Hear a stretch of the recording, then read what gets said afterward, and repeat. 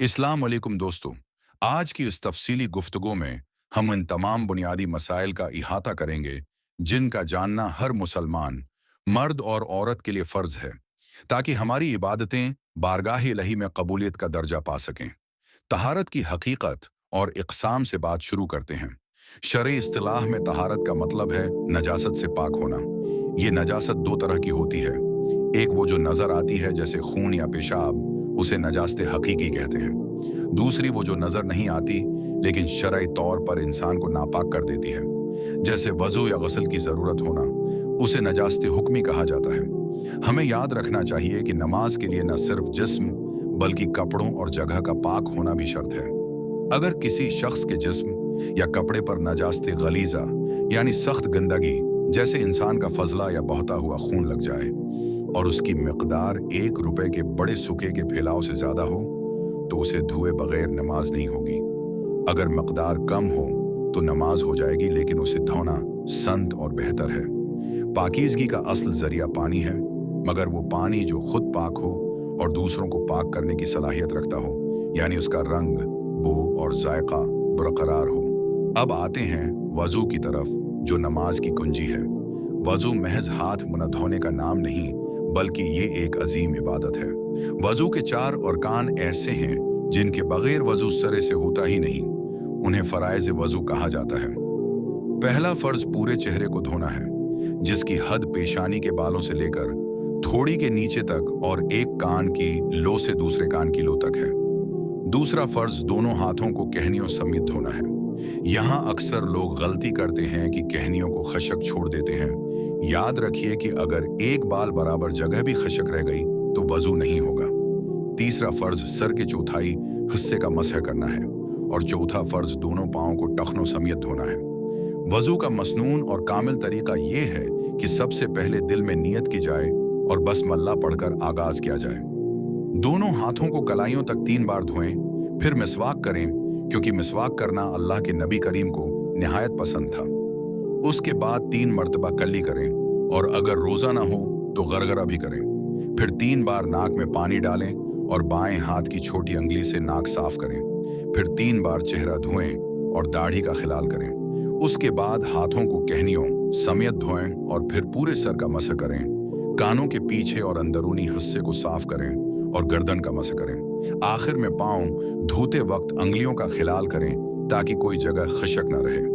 वज़ू के दौरान फजूल पानी बहाना सख्त नापसंदीदा है, लिहाजा ज़रूरत के मुताबिक पानी इस्तेमाल करें। वज़ू किन चीज़ों से टूटता है, ये जानना भी बहुत ज़रूरी है। जिस्म के किसी भी रास्ते से गंदगी या हुआ का खारिज होना वज़ू को ख़त्म कर देता है। इसी तरह अगर जिस्म के किसी हिस्से से खून या पीप निकल कर बह जाए तो वज़ू टूट जाएगा। अगर किसी को लेटकर या सहारा लेकर ऐसी नींद आ जाए कि उसे अपने गर्द पेश का होश न रहे तो वज़ू जाता रहेगा।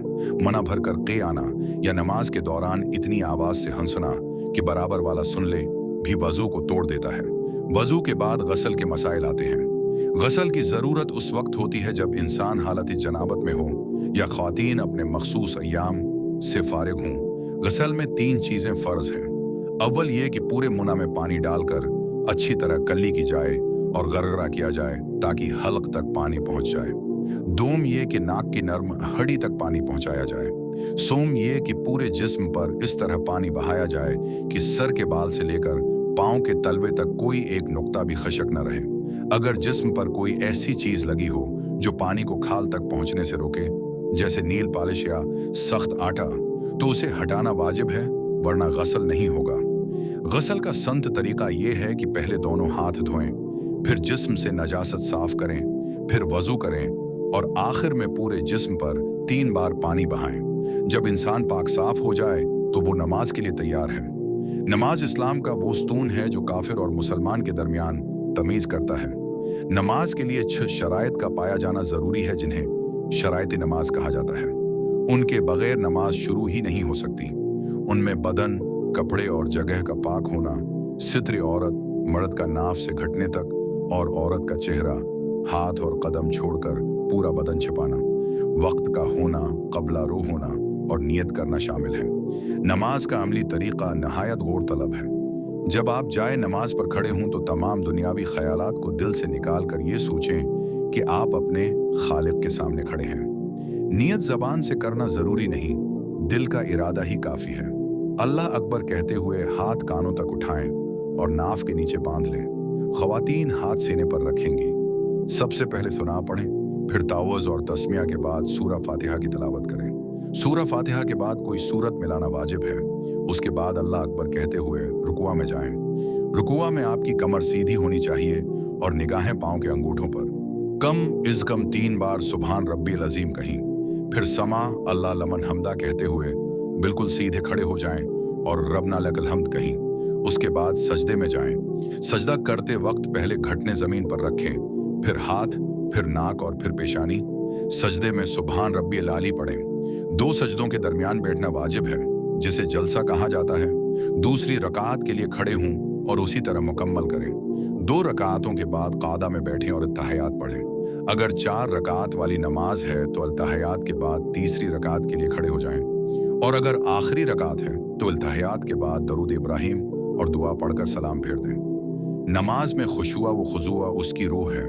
नमाज को ठहर ठहर कर पढ़ना, हर रुकन को उसके हक के साथ अदा करना वाजिब है। अगर नमाज में कोई वाजिब गलती से छूट जाए, मिसलन सूरा फातिहा के बाद सूरत मिलाना भूल गए या कादा उली में बैठना भूल गए, तो सजदा सहू करना लाजिम है। सजदा सहू का तरीका ये है कि आखिरी कादा में अल्तहियात के बाद सिर्फ दाएं तरफ सलाम फेरें और फिर 2 सजदे करें। उसके बाद दोबारा तहियात, दरूद और दुआ पढ़कर नमाज मुकम्मल करें। याद रहे कि जानबूझकर वाजिब छोड़ने से सजदा सहू काम नहीं देता, बल्कि नमाज दोबारा पढ़नी पड़ती है। आखिर में ये बात समझना बहुत जरूरी है कि तहारत और नमाज सिर्फ जिस्मानी वर्जिश या ज़ाहिरी सफाई नहीं, बल्कि ये अल्लाह के हुजूर बंदगी का इजहार है।